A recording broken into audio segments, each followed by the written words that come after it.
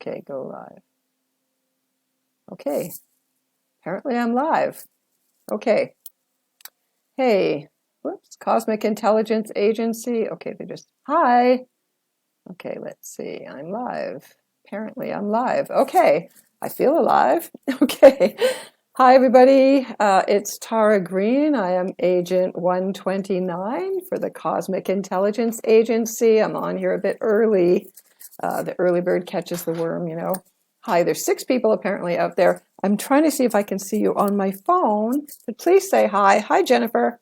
Well, you come on and let me know where you're from. I'm up here in Toronto, Canada. I've been an agent of the CIA since 2014. So if you haven't been here before, welcome, welcome. Hi, Paula. Hi, Ani. Okay, early birds here. And what I'm going to do is I'm going to wait till 8 p.m., a little bit after 8, to see how many people come on. And then I will give you the download. I will give you the tea on what's going on for November. Okay, and there's a lot going on for November. My husband just said, hang on to your astrology aspects. Okay, so humor. Okay, so hi from LA. Another person from LA. Hi from LA, Michigan. Where else? Let's see. Somebody said they missed me. Okay, hi, Annie. All right. So I know if you know the CIA, you know it started in Melbourne, Australia, and there are agents all over the world. So you should actually join the CIA. They have wonderful astrologers, and their Time Lords magazine is doing swimmingly. So it will be a very, very busy month, actually. We are going into the last eclipse of 2022. I know it's November the 1st, so I hope you all had a wonderful Halloween. Hi from Newfoundland. And it is the Day of the Dead, and so I hope that you have honored your ancestors and set a plate of food out for them and thank them for you being here. Hi from Buffalo, just across the lake there. So yes, Day of the Dead. It's also a good day to write out, because it is the pagan New Year, what you don't want in your life anymore. So while it's still November the 1st, you should do that. Okay. All right. Samhain blessings. Yes, thank you. All right. Almost the end of the year. I know, only 2 months to go. Wow, you made it. We made it this far. And of course, you all know that in March 2023, it is going to be a huge shift in energy. Okay, so we want to think about that as well. I was thinking about that today, actually, thinking about that big shift coming. All right. So I see there's 29 people here. That's great. And welcome, welcome. I'm always honored to be here, to do this for you, to present for you, so you'll have the heads up about what's going on for November. All right. Yeah, okay. Now I'm going to wait another minute or so. This is my Virgo South Node saying I have to be right on time. And so let me know what your sun, your moon, and your rising signs are. So when I pull my tarot cards here, yeah, I'm going to wait a few minutes. I didn't just start. I'm just doing a little prelude here.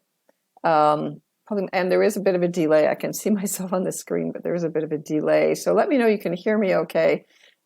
We are moving, of course, from Scorpio season into Sagittarius season. And the energy is going to shift much more optimistically from the 15th on. So the first 2 weeks are kind of the toughest. Okay. And then there's going to be a big Taurus total blood moon lunar eclipse on November the 8th on Election Day in the US, and that is a big deal. Okay, so welcome. So it is 8 o'clock, so I can officially say hi to everybody who's here. Again, I'll introduce myself. I'm Tara Green, Agent 129 of the Cosmic Intelligence Agency up here in Toronto, Canada. So please say hi, let me know where you're from. All right. So November, okay, it's the 11th month. So I'm going to give you a brief overview, and then I'm going to go through every aspect, every major aspect. Now, there's a lot going on, so this is going to take some time. So please be patient. After I go through all the major aspects and the dates and what they are, brief description, I will then pull tarot cards for each of the signs. So again, if you know your sun, your moon, your rising, or even any other planets, you can use those cards to guide you. And I also have a very special deck here that a friend of mine made called the Dream Seekers Tarot, which I've been waiting to use. And now that Jupiter's back in Pisces, I'm going to pull out this deck because this is a big dreaming time. And I've run dream workshops and healing workshops since 1993, actually. Okay, so I'm going to pull an extra card for everybody to help you out. Okay, so we're heading into the last eclipse of November 2022, November the 8th, a total blood moon lunar eclipse visible over more than a third of the US and a large part of Canada, Russia, China, New Zealand. So you can see the world maps if you want for that. And it's, again, midterm elections in the US, and it may be a bloodbath. Now, I'm just saying that very literally because astrology is very literal. You know, the longer I've done this, and I've been a professional astrologer since 1989, actually, the more that's true. Now, we all know, and we can feel it, that Mars is retrograde. So if you feel tired, if you're getting brain fatigue, that is Mars retrograde. Hi from Montgomery, Alabama. And Mars is also moving out of bounds, which means it is a wild card. It is totally crazy. There's no limits to Mars and Gemini, which is, you know, quite difficult in itself. But I realize it really is about, you know, really understanding both sides of an issue. Okay, so I know we've been sort of into this oppositional energy, but they're complementary opposites. So, you know, the high side of Gemini, I was thinking about Paul McCartney. I'm a big Beatles fan forever. And, you know, Paul McCartney exemplifies the most beautiful parts of Gemini, which is that you can do two things at once. You know, you can play complicated bass lines and sing and do all of that. And that's Gemini at its best. So it's a big rewind time. Mars will be out of bounds until March 2023. Again, March, that big month. So 3 planets change sign. We're moving into Sagittarius season. So the energy is very intense and then shifts into a much more optimistic tone as Venus enters Sag on November the 15th or the 16th, depending on what time zone you're in, and then Mercury on the 17th, and then the Sun on the 22nd. So Jupiter, also the ruler of Sagittarius and Pisces, now back in Pisces retrograde, will turn stationary direct at 29 degrees of Pisces, the very last karmic anaretic degree of the zodiac, on the 23rd or the 24th. So that's a big deal as well. There's a new moon on the 23rd as well. So now I'm going to start to just go through all the aspects. On the 2nd, Venus is in emotional shadowland, quincunx, or in conjunct Chiron and Aries. So exposed wounds and deep traumas are felt but not dealt with unless you pay particular attention to them. November the 2nd to the 4th, the moon is in Pisces. And I want to mention this because it's one of the most rare special times for lucid dreaming and for psychic work, creative work, intuitive work. And I'm going to be presenting, I've revamped this, a Dream Temple online workshop for 7 weeks starting on the 3rd on Jupiter's day, which is Thursday, to collaborate, to do dream work and to dream big. So if you want to find out more about that, you can go to my website, taratarot.com, or you can send me an email directly to register, okay, taragreentarot@gmail.com. So the Pisces moon conjuncts Jupiter on the 4th. That's a great night for fabulous lucid dreaming, but be very careful about doing any drugs, alcohol, or whatever, because your perception is going to be off. But out of this world and very optimistic. On the 5th, the Sun in conjuncts Chiron. So a repeat of that Venus in conjunct Chiron. So again, our blind spots about our wounds are really only going to make it worse, okay? On November the 5th, Venus opposes Uranus and Taurus, so that's a kinky, sensuous, chaotic.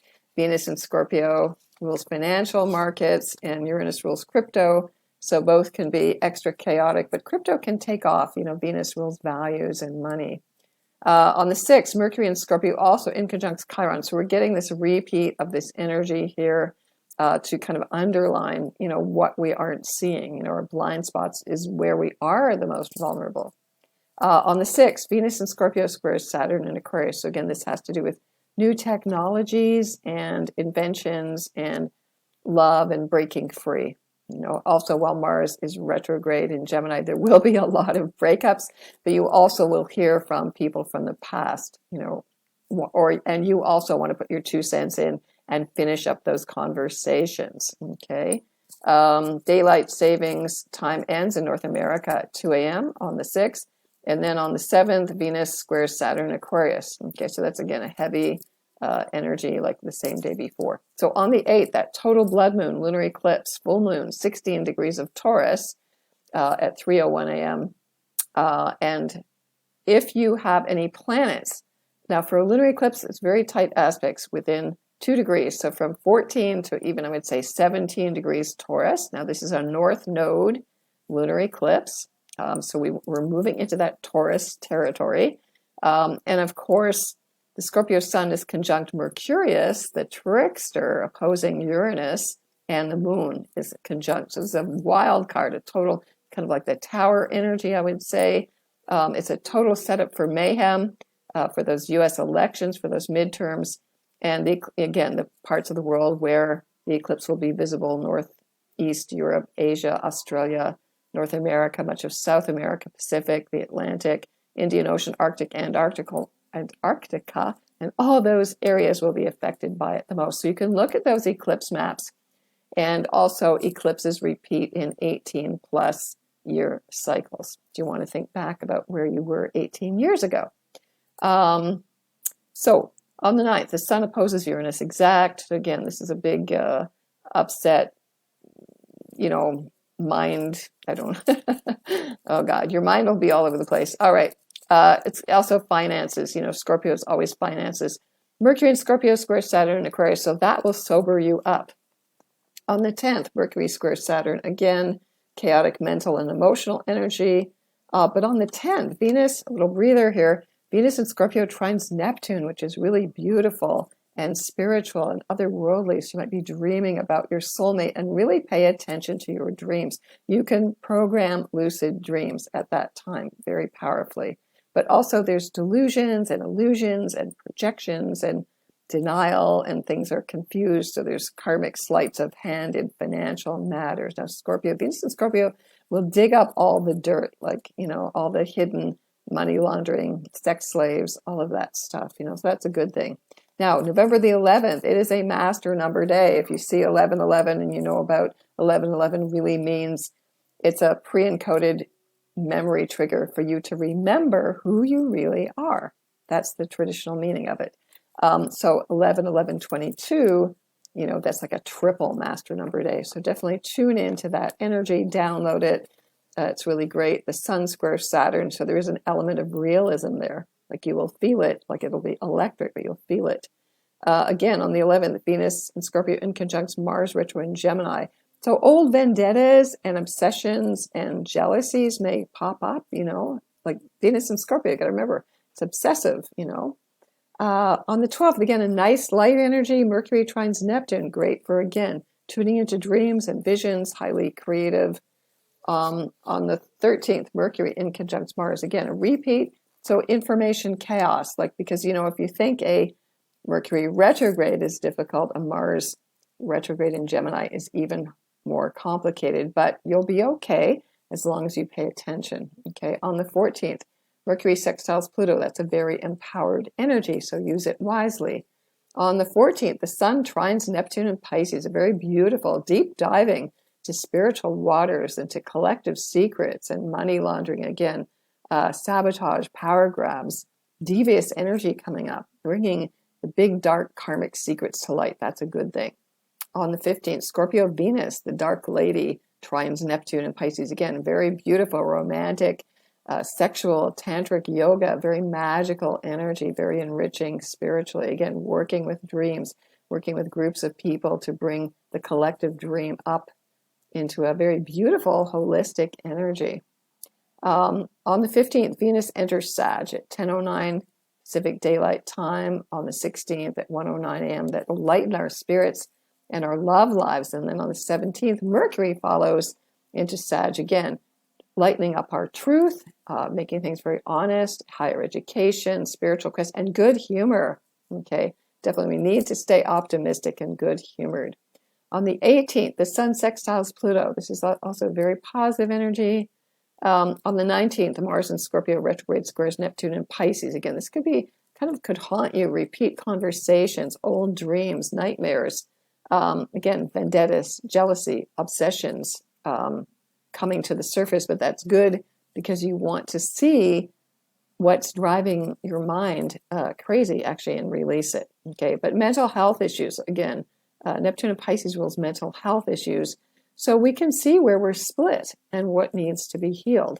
On the 20th, very beautiful energy, Sun trines Jupiter in Pisces. It's kind of dark humor, darkly optimistic, very creative energy. Jupiter rules Pisces and Sagittarius. On the 21st, Mercury conjuncts Venus and Sag. This is super optimistic. The Sun enters Sagittarius on the 22nd at 12:20 a.m. Pacific Standard Time, 3:20 a.m. That's Eastern. We're on Standard Time then. And then the new moon in Sag at the 1st degree. So if you're born on that day, it's very good for Sagittarians. Jupiter stations direct in Pisces at 29 degrees at the very last, most karmic, it's called an anaretic degree of the zodiac. This is very critical. So again, for Pisces and for Sagittarians, also this is Jupiter is squaring the galactic center at 27 Sag, and Mars turned retrograde, also opposite that point, conjunct the North Star. So there's a T-square, there's a cosmic alignment there with the galactic center, with the great big black hole. It's a great time to tune into your dreams, to really download that energy, okay, especially if you have planets at the latter degrees of any of the mutable signs. So, Gemini, Virgo, Sagittarius, Pisces, you're going to be affected mostly by that. On the 24th, Mercury trines Chiron, so there is hope at the end of the tunnel. It happens on the 25th in other daylight, times, Eastern and Greenwich Mean Time. On the 25th, Venus trines Chiron again. That's a good time, good feeling aspect. On the 28th, Mars retro in Gemini trines Saturn in Aquarius. So the two baddies of the zodiac, the two malefics, when they're positively working together, you can rethink old inventions, rewire your brain. There's a lot about neuro-linguistic programming now, rewiring your brain to release it from past traumas. That's a very good thing. And then on the 29th, that's my birthday, by the way, Mercury in Sag opposes Mars retrograde. So again, this could be a big communication snafu there. Honesty, truth, justice. There's going to be a passion for that, right? We're going to go back and re-examine all kinds of fake news, knowledge, and whatnot, and bring that to light. On the 29th, also Mercury sextiles Saturn. That's a good positive energy. And then on the 30th, Venus opposes Mars. So anytime Venus and Mars are conjunct, square, opposite, they are in alignment. So it can be a very good positive day in terms of love, good for early Sag and Gemini energy here. And then you've got to have some humor and some faith, right? But there will be breakups, long distance lovers coming back, and all that kind of stuff. Okay. Now I talk quite quickly when I go through that because I'm aware that people are, they get impatient, right? Okay. So what I'm going to do here is I'm going to use some smudge here. I'm going to smudge everybody virtually. So take a deep breath and close your eyes. You could also, to help me tune into you, you could also put your right hand on your heart and your left hand just below your navel or on your uterus.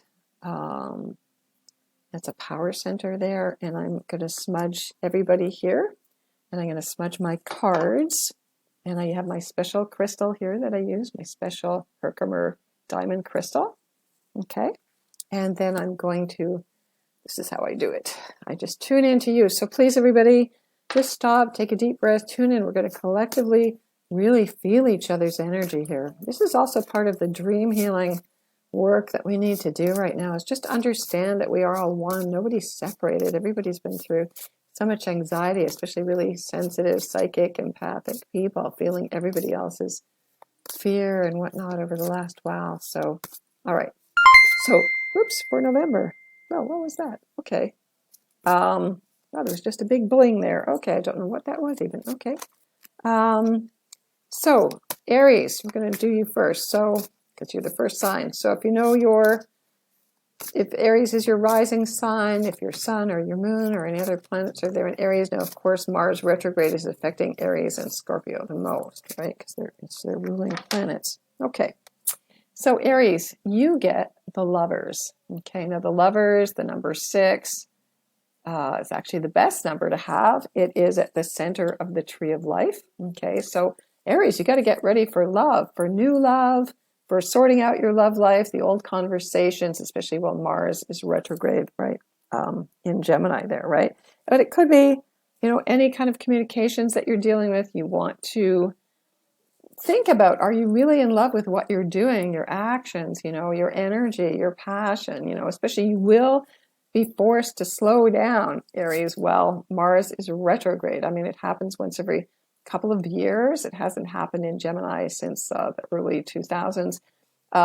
But you have to slow down, okay?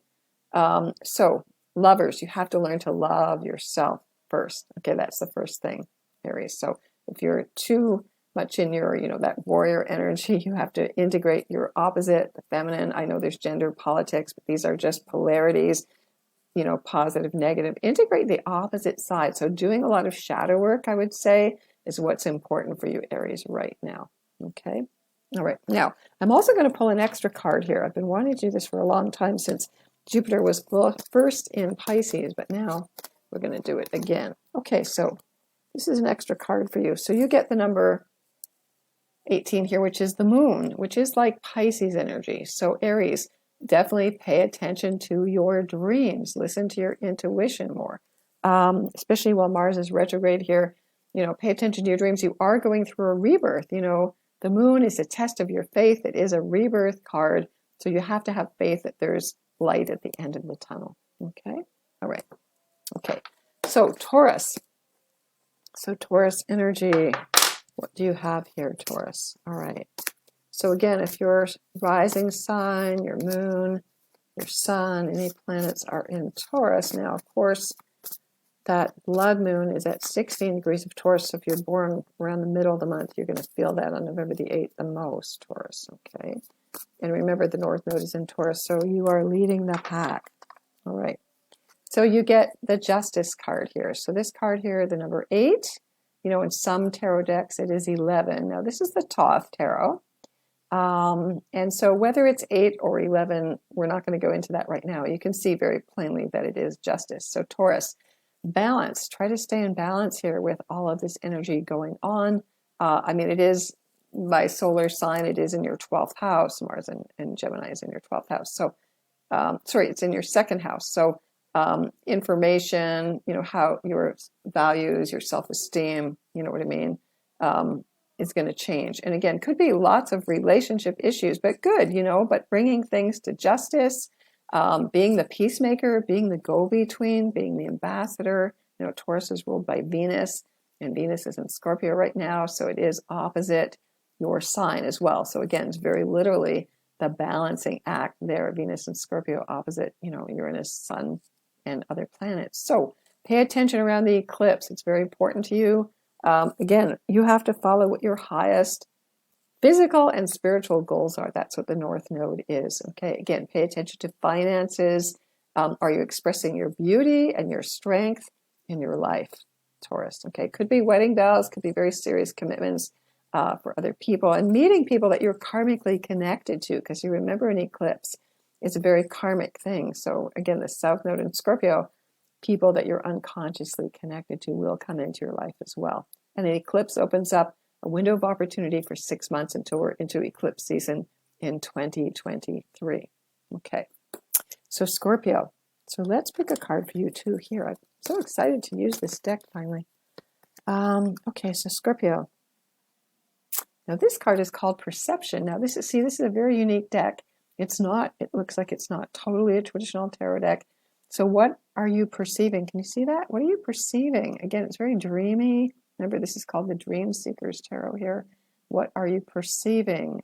Taurus has a very, again, a fixed, tangible gut instinct, kind of not woo-woo necessarily energy. So listen to your perceptions. Okay, very important. Okay, all right.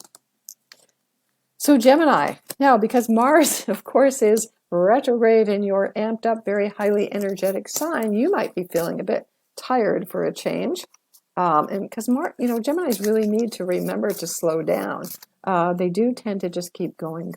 So again, Mars turned retrograde at 25 Gemini and will be retrograde until it reaches 8 degrees of Gemini on January the 12th. Okay, so if you have planets, it's covering a lot of the sign, of course, from 25 to 8. Okay, you will be feeling that retrograde really hitting you, dragging you back to examine, to think about, to communicate, to see both sides of the issue. Okay, so Gemini, you get the card of lust here in my deck. Again, this is number 11. In some decks, it's 8. Again, there's that 11, 8 thing, but this is definitely Leo. You can see that, Gemini. So you got to go full steam into what your heart wants. This is the Scarlet Woman. She upholds, now it's very martial in a way. It's very sexual. It's very energetic. It's very, leonine kind of fiery energy. I know what I want. I'm going for it. She's holding up the Holy Grail, actually. So play to your strengths, Gemini. This is a good time to re-examine what you've been doing, where you're going, what your thought processes are, really understanding, because you're very much, in your head, ruled by Mercury, right? So think about that. You could be going back to something that you were working at or was a passion of yours before, again, while Mars is retrograde as well. And there could be old anger issues coming up as well, which you need to see as if it's been blocking you from expressing yourself, you need to work through those issues as well. Mars is anger and defensiveness. So this is where you can take off the armor. Mars is the divine masculine taking off the armor to reveal its vulnerability, its true strength. Okay, so you get the card of strength and power, Gemini, and I'm going to pick another card for you. You get the Tower. Okay, so the Tower, 9/11, unfortunately, many thousands of innocent people were killed, but the Tower and the terror is Mars.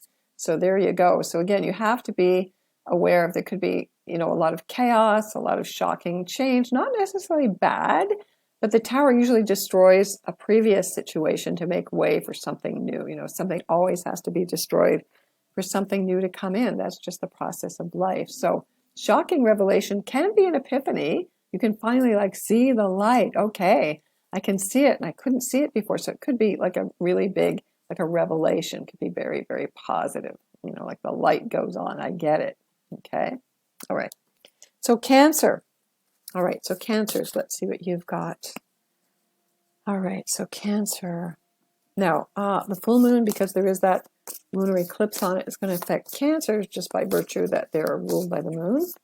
And Taurus energy then coming in, and there's the card of Taurus. Okay, so you get the number 5, Cancer. Now, because the Pope, the Hierophant, the High Priest is Taurus energy, again, what I just mentioned, there's synchronicity. Really pay attention around this blood moon, full moon eclipse. Now, especially if you can see the eclipse in totality, definitely try to see it. I haven't looked up the exact specs of when it is or how long it lasts, but definitely stay very grounded. Think about what you want to say. Taurus rules the throat chakra. What do you want to say? What do you need to stand up for? What you need to have boundaries for? She's very strong-willed. This is where you connect with your higher self directly. You don't need any outside spiritual authority or any other outside authority telling you what to do. This is where you get really clear. This is what I want. This is what my gut tells me. I'm not going to budge. That famous or infamous Taurus stubbornness can be really, really helpful here because Cancers tend to give and they don't know how to say no. So this can be really valuable for you to get some boundaries, Cancer, and take care of yourself. Okay. Also, Taurus rules money and beautiful objects. Maybe it's time to treat yourself to something new as well. Okay. So big eye opener, blood moon lunar eclipse. Again, it affects your home. Okay. And Taurus, so it could be real estate, values, things like that. And again, with Mars retrograde, you could be rethinking where you want to be and where you want to plant yourself. Okay. All right. So Cancer. All right. So Cancer, let's give you an extra card here. All right. You get the Lovers. Okay. So Cancer. So this is another version of the Lovers here. Again, this is like Gemini energy.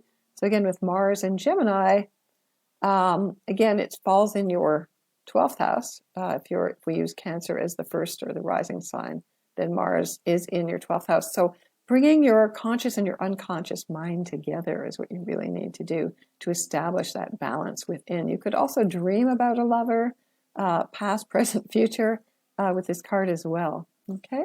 All right. So Leo. Now, Leo, as a fixed sign, you are of course, getting squared by the Scorpio-Taurus alignment here of the nodes. Okay, so Leo, let's see what you got. Okay, you get the king, of course. Leo's always the king and the queen, right? You know that. Okay, so so just be your royal self, be in your sovereignty, be the leader, be big-hearted, be as dramatic as you want. Definitely lift up everybody's hearts, be a wise leader.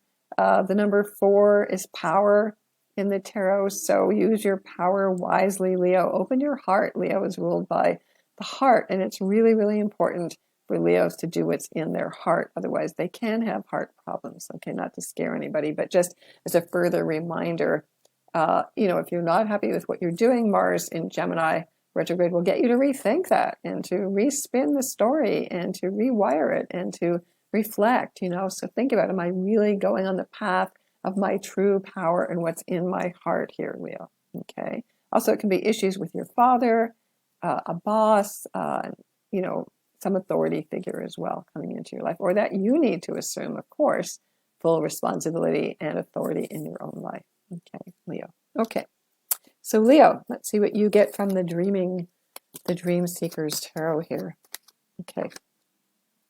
All right, you get the Fool. Okay. So the Fool, now this is interesting because the Fool is 0 and number 22 in the tarot. It is a master number. So technically, if we just use 22 as a numerological year, we are in a Fool year.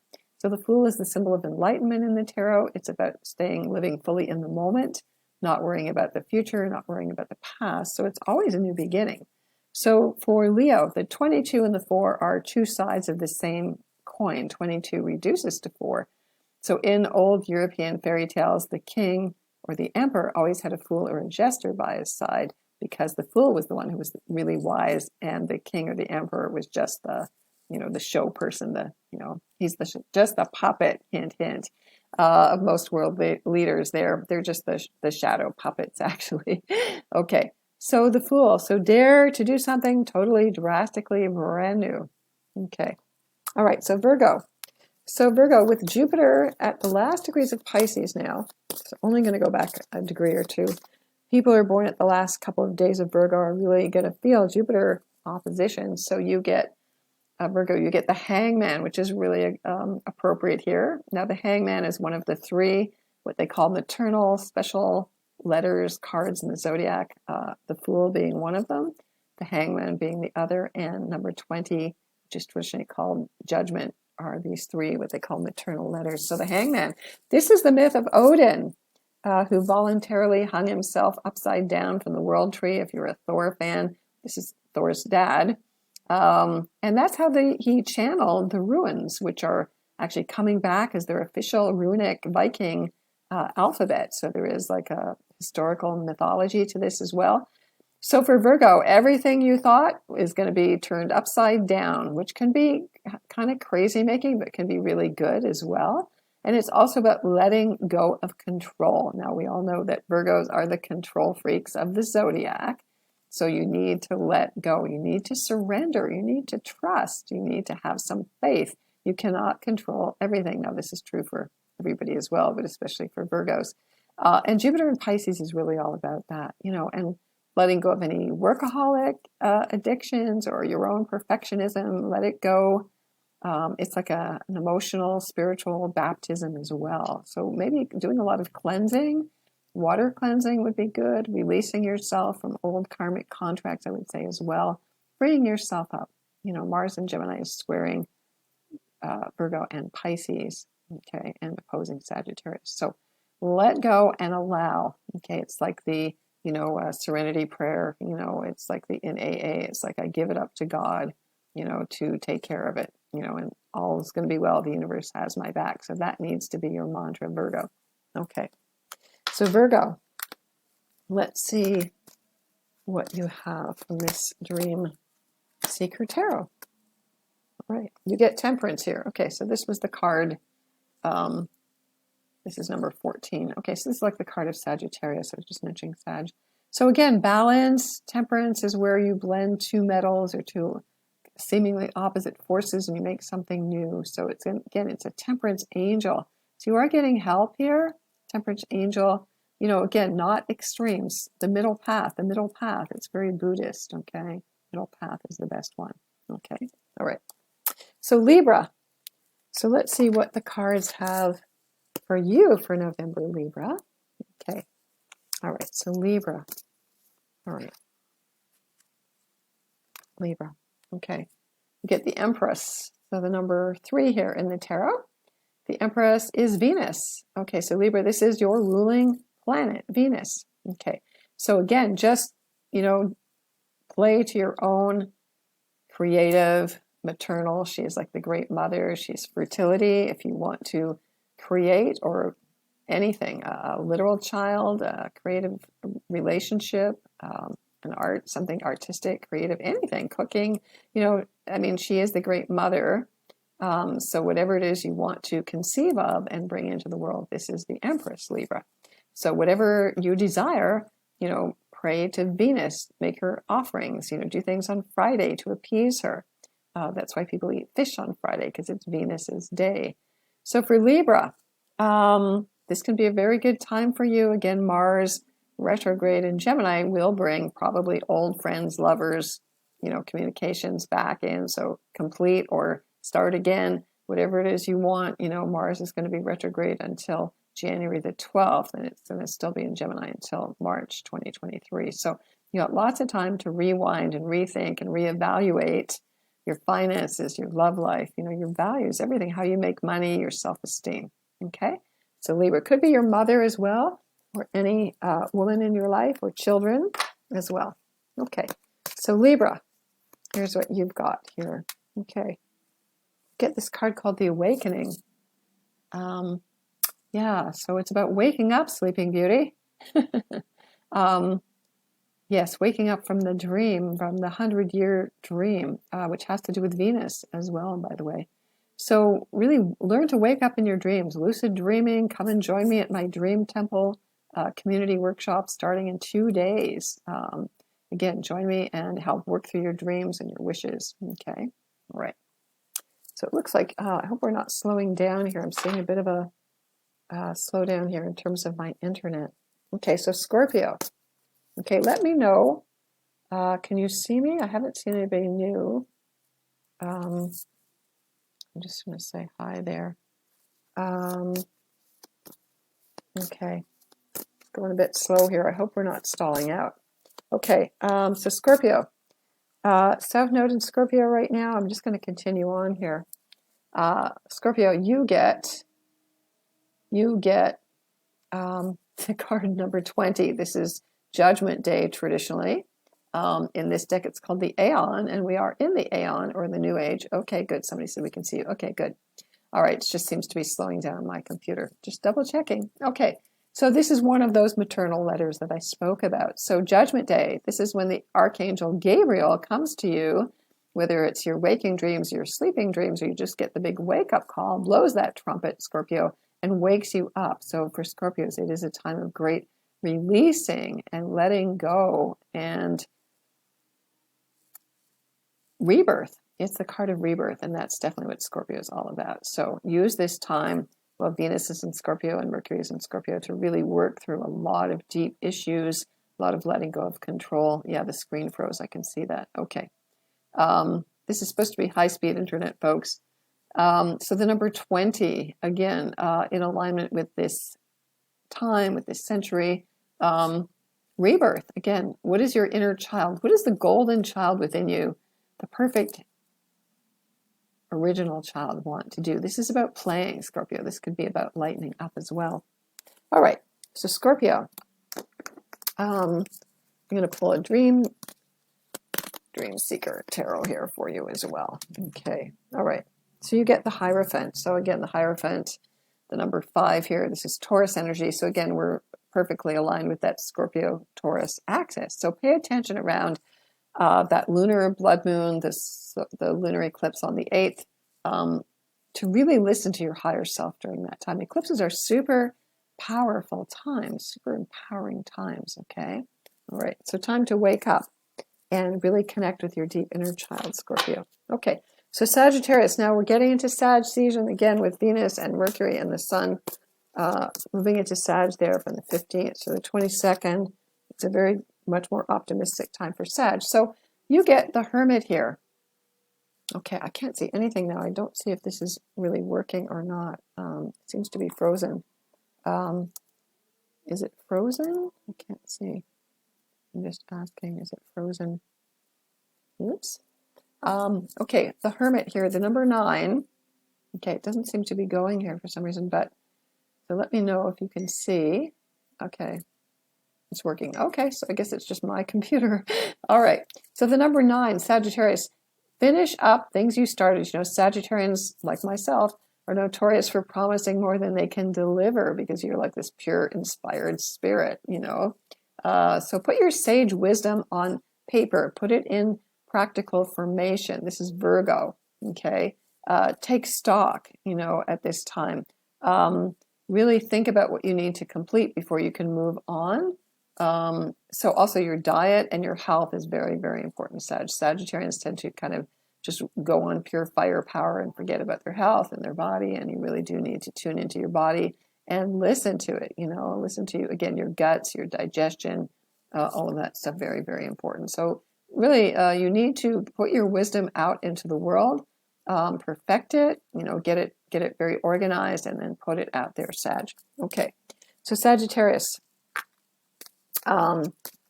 here's what you get from the Dream Seekers Tarot. Okay, you get the High Priestess. Okay, and I wear my hat here because my number is number 2. I am a high priestess, and I always wear it when I'm doing this sacred work. So again, listening to the moon. So around that, the blood moon there on the 8th, really tune into the moon. And also on the new moon, I would say on the 23rd, which is really powerful. All Sagittarians, listen to the High Priestess. Make sure you're in balance. There is always the 2s are about communication and balance. And again, stepping back, you know, taking time out to reflect. Okay. All right. So Capricorn. Okay. I hope you're all still with me there. So Capricorn, what have you got going on here? Now, Pluto is, you know, getting ready to make its last, or the second to the last, finishing up in Capricorn. You know, the U.S. still has one more exact Pluto return on December the 28th, and I do feel that that last hit will be the most powerful. And then again, that will repeat in June 2023 when Pluto re-enters Capricorn again, and then it finally re-enters Aquarius in January 2024 for 20 years. So Capricorn, you have the card of art here, or temperance. Now this is Sagittarius energy. So again, you need new inspiration. You need to lift your spirits. It's Sagittarius. It's always about good humor and optimism. Maybe you want to travel. Maybe your business expands internationally, or you get involved in justice issues or politics. Those are all Sagittarian issues. But it is also, the number 14 is temperance. So it's about turning lead, which is Saturn, your ruling planet, into gold. So Capricorns, you really need to go for it, I would say. So again, it's about the sacred marriage card. So this can be major things in terms of relationships, committed relationships for all Capricorns, different ages, making sure you put the energy back into your relationship and you're not just a workaholic all the time. Let people who you love know how you feel. And yeah, this is great, turning lead into gold. This is very positive for all you Capricorns. Okay, so now we'll give you some extra help here. Capricorn, so the art card, yeah. Okay, you get the Hangman. So Capricorn, you need to let go as well. There are certain things you have to let go of. I mean, Capricorns, this is the number 12, of course, the Hangman. There are things you cannot control, so surrender to what's going on in the world. Again, the world is going through very big, powerful cycles. Jupiter in Pisces, by the way, also has to do with the ending of a major cycle. Now, Saturn will also enter Pisces on March the 7th, so we want to look at really completing while Jupiter is in Pisces. And the Hangman is associated with Pisces, although traditionally there's no outer planets, transpersonal planets associated with the tarot cards. Neptune or Pisces is very much associated with this kind of card. So let go of what you cannot control, Capricorn. Give yourself a break. Okay, give your knees a break. Okay, so Aquarius. Okay, we got 2 more to go here. So Aquarius, yeah, so what's happening? Now you are also a fixed sign, so again, the polarity, Taurus, Scorpio is affecting you. You get the card of Scorpio here. Oh wow, there was a minor arcana in there. Now that's interesting. That one snuck in. Okay. So again, pay attention to this time, Aquarius. You know, again, Saturn is interacting with a lot of the planets right now.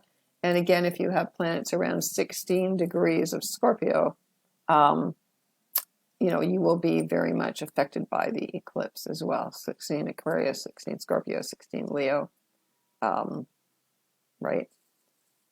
And 16 Taurus, right? Very much affected by that. So it could be about your money, your finances, could be inheritance, could be, you know, digging much deeper into where you really want to go. Now, for all Aquarians, I believe the age of Aquarius is really going to start as Pluto enters Aquarius next year and really starts to get going in 2024. So we'll see these big world changes. So Aquarius, you need to be on the cutting edge of whatever's new, different, inventive, collaborating, you know, get your voice out there, start uplifting people. Aquarius is the sign of higher consciousness. And I really am voting for the higher side of Aquarius to come into effect here. You know, not the AI techno robotic age, right, of mind control. We don't want that at all. So Aquarius, be your rebellious self. Okay. All right. Now I feel like you need another card there, Aquarius, because you got that minor card. Okay. So you get the Wheel of Fortune here. Okay. So again, things are speeding up for you. Got to remember, Aquarians, that Saturn will finish out its journey in Aquarius soon. So make the most of putting the finishing touches on that as well. Okay. So the Wheel of Fortune, this is Jupiter. So while Jupiter's in Pisces, Aquarius, it is in your solar second house if you use whole house systems. So then it's about money, should be good financing for you. So make hay while the sun shines. That's a very old proverb. Okay. All right.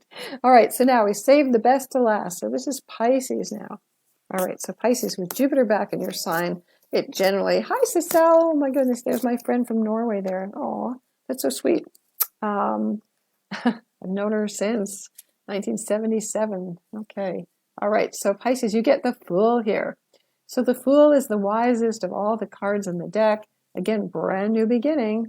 Pisces, you got to get ready now for Saturn bringing the bones to your spiritual life, you know, bringing the tests, the obstacles, the limitations, the maturity, the responsibility, the reality. You have to walk your talk.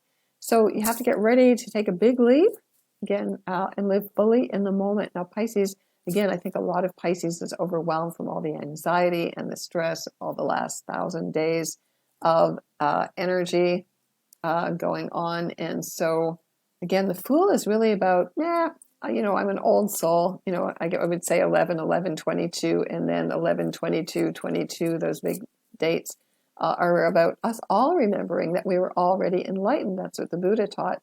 You just go, what's the worst that could happen to me? You know, I live fully in the moment. I trust, you know, and really being optimistic and being like in wonderment at the world. That's really what enlightenment is all about. So Pisces, brand new beginning. Things are coming full circle for you. That's really nice, positive energy, you know. And also you can keep all your wisdom and your spiritual things hidden because you do like to work behind the scenes as well. Okay. All right. Okay, so Pisces, you get the World. Okay, so the number 21 in this deck, the World, is the last of the sequence of cards, the major cards. And so this is where you bring it all back home, Pisces. You are the world. We are the world. Maybe that all has to come back. And again, Jupiter and Pisces and this dreaming time together, we are all one, Pisces. You really need to know that, you know, and not buy into the paranoia and the illusion of separation. Know who you really are, that you are an old soul, that we're all old souls. We came here to dream this dream together and to make our mark in the world. The world, we all came here to incarnate in flesh under Saturn's rule here. So bringing your spirituality into manifestation. If you've been a closet psychic, tarot reader, dreamer, spiritual person, it's more than just working with crystals. That's a good intro. But really learning to connect to your own higher self. That's what Pisces is all about. So, you know, using this time, again, an eclipse will also open a window of opportunity for you as well. So the World, yeah. So take your place in the world, Pisces. You do belong here. All right. So I want to thank you all. Thank you, my friends, my old friends, my new friends who came here today. I got frozen here. I can't really see everything on the screen, but I'm trusting that you all saw me here. I have to take that up with my internet provider. So sending you all the best blessings. Please join the Cosmic Intelligence Agency and subscribe to their Time Lords magazine. It's getting lots of, everybody loves it. And yeah, come and join me in the Dream Temple on Thursday, on Jupiter's Day. That would be really wonderful. So sending you all the best blessings. Okay, see you again next month. Blessings for November.